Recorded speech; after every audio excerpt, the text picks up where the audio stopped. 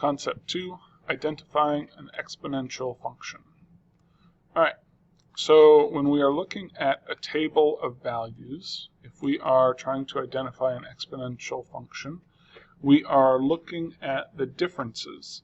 Alright, and we've done this for linear functions before to see if they formed a straight line, to see if they had common differences.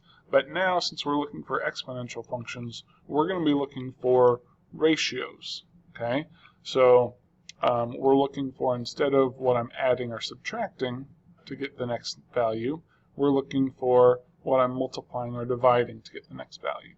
Okay, so we're still looking for, to make sure our x is consistent, right? So this goes up by 1, goes up by 1. All right, so I'm good there. Okay, increase of 1. Now, what do I have to multiply or divide 5 by to get 15? I'm going to be multiplying by 3. 15 times 3 again would be 45. So this is an exponential function. My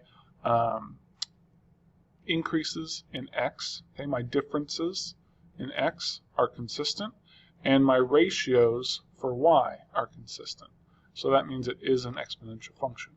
If I look at this one, well, I do still have a common difference, right? A common increase of 1 for my x value, so there's no problem there.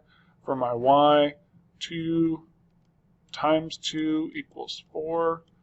4 times, well, 4 plus 2 equals 6, but 4 times 1.5 equals 6. So my ratios are different for this one, which means this is not an exponential function.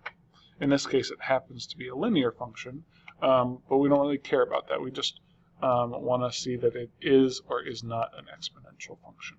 Okay, so find your common ratio. Make sure that you have a common increase or decrease on x, and that will tell you whether you have an exponential function.